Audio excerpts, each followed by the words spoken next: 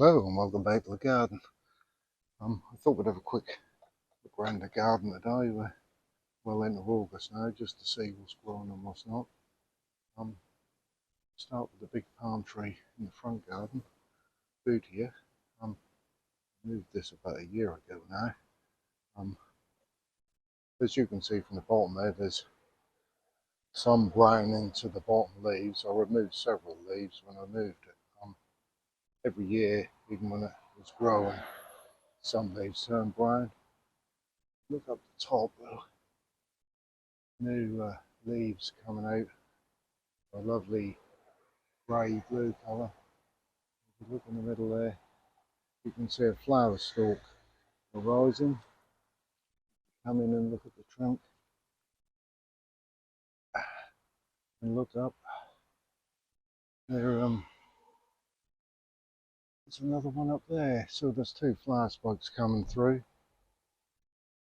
Still hanging from the remnants of the seeds from last year. So we had a really wet winter, which I think has probably helped us settle in. In fact, I was slightly worried about being a clay soil now. It was too wet, but I think all is well with the Bootia, so that's good.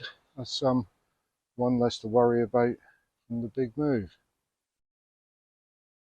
Here we are in the back garden. Just have a little walk along the more spiky stuff. I'm in a bit of a muddle at the minute, to be fair. If you've watched some of my previous videos, you'll realise I've decided to change the paving. There's about loads of meters to do, so everything's in a bit of a mess. But what have I got to show you here? Here we have a poya that's decided to put up a flower stalk. Destined to see develop. I've not had one personally flower before, so it'll be good to see the flowers when they come out. Walk over this way. Got a few bananas. Insect morellii. Lucibastu. We just missed the ginger's flowering. I believe that one was Asm's orange. There's some cannas, which are rather nice with the sunshine shining through them. Bugmansia flowering through here. Pull back a little bit, you'll be able to get more of the full effect. Further along, we have a Fatsia here. There's some more cannas, and they're going to come into flower. Over the back there, Rosinus, false castor oil plant. Another canna. If you watched me splitting cannas earlier, a video I did earlier in the season, that's one of the ones I split. Is now flowering, another shoot coming up beside it. Green Rosinus plant coming through. Did do some seed at the start of the year. Thought the slugs and snails were going to devour them, to be honest, when I planted them out, but no, they seem to have got over it now. If I stand back here a bit. Tetrapanix Papafire Rex. This is the true Rex with the deeply grooved leaves. If you look up from underneath, that's the blue sky. Absolutely wonderful. It's filling out nicely now. Pseudophanix Noah's toes, growing nicely. We have a Schroephelia, Rhododendrofolia, Trachycarpus princeps. With a new leaf unfurling. If you look, you can see the silver coming through on the new leaf already. Just lift it up. They're absolutely wonderful. The existing leaves on the underside. Another Fatsia there. That's Polycarpa. Coming down here, you have tree ferns, Persicaria. Look a bit further along. Gunnera settling in. Gonia over the back there.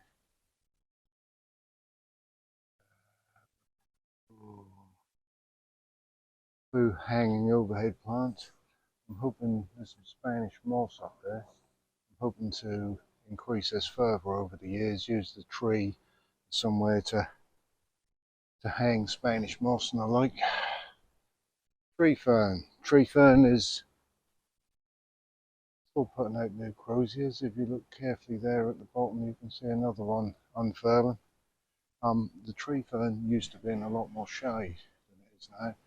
Moved it from the previous garden there again last year, so it got some fronds last year which are now hanging down by the side, and these are the new ones. These ones this year are slightly shorter. I've been watering it well, I'm trying to look after it, but I actually think it's just adjusting to being, it was in fairly deep shade and now it's in sun for some of the day. But yeah, wonderful plant. Over here, another tree fern that I planted in March, doing its thing. I'm still hoping for some new fronds on this year. The fronds you see are the ones that it came from the nursery with. They've stayed green. They were this year's fronds, but it's just was planted this year, and I'd really like it to see it put out a few more. I've been giving it a bit of seaweed extract feed, and when I feel in the middle there are some new fronds, so I can feel the knuckles, so hopefully they'll come through soon. Brassioopsis mitis doing its thing. The stem is now becoming increasingly woody, which is, I think, is a good thing. It's still in a pot. I've got one or two things still in pots, or quite a few things still in pots.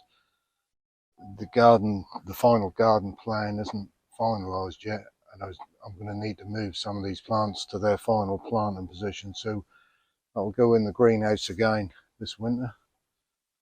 Hopefully this summer I'll put on a bit more of a woody stem, which will toughen it up a bit, and hopefully I should be able to plant it into the ground next year.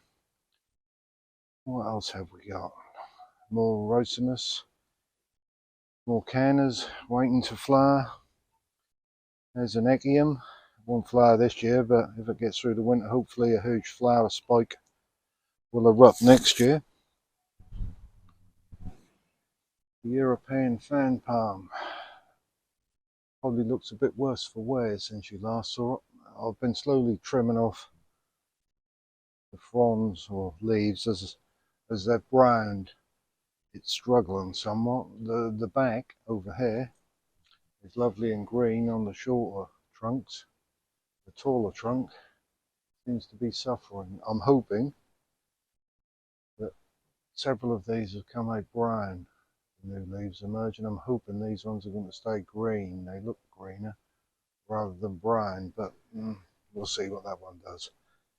It's obviously objecting to the move more than the bootier out the front.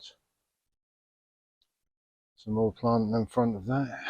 Where can I take you? We'll go around here. It's in shade at the minute, but we have a mixture of colocasias, cannas, palms, Lucis sycamensis still potted over there waiting for a home. More colocasias of all shapes and sizes. Then we have the pond. The pond is starting to settle in nicely, looking a bit more established with a bit more life around it. If we look in, I have a water lily flowering as well, which is nice to see. Rather fond of the water lily. Came from the late father's pond, and I've kept it all these years, or had it in reserve ready to plant when I finally moved and had a pond again, so nice to see it flowering. Along here, more colocasias. Bergmansia now flowering, doing its thing. This is a lovely pink colour. Gorgeous flowers when they come out. Absolutely, as you can see, full of bud with more to come. Enset Ebina. It was a tiny little 2/3 leaf banana when it went in. If I just pull back a bit, you'll see it's getting bigger and bigger. Amazing growth, really, considering the summer we've had. It's been up until recently a very poor summer, but seems to be making up for it with gusto now. Another roller coming through the middle. The leaves on this are much hardier than a lot of other bananas. Don't shred as easily in the wind, which is a good thing. What else have we got? Cannas in flower. I planted the cannas here near the greenhouse to disguise the greenhouse slightly, plus they benefit from the heat the greenhouse emits during the day. I think if we stand back a bit and look, you'll see that it seems to be doing the trick. They're quite a size and flowering their heads off presently. Absolutely wonderful. Without showing you too much more of the mess around the garden, I'll have a quick look here. Various other potted plants in the plant waiting room, waiting for the day, and they can go into the ground when I can finalise the plant and plan for the garden. Quick look at the trachycarpus. I moved this one several months ago now. I bought it, went and dug it, lifted it. I've kept it watered since, and seems to be doing quite well. Once that's settled in and fills its head out, it'll be a nice addition to the garden. I have down here a couple of new additions that I've probably not shown you before. Let's have a quick look. If I can get it out, that is. I believe this one is Pseudophanex Grassifolia trifolius, if I've said that correctly. What it means basically is, rather than having a single leaf like a lot of Pseudophanex do, this one actually has 3 leaflets. It's really a love it or hate it plant, to be fair. Some people love them. I love them. Some people dislike them. And the other one I got, there again, this is another Pseudophanex. And if you see this, it has rather barbed leaves. I believe this one's called Chainsaw, so that's another addition. There again, both these will be grown on this year. With Pseudophanex, the more woody stem you can get, the hardier they become, so I'm not going to plant them this year. They'll be tucked up in the greenhouse for the winter, not that I really want to be talking about winter yet, to grow on at the beginning of next year and then hopefully be planted out. And there you have it, a quick whirlwind tour of the garden in August. I'm quite pleased with it. It's still a new garden.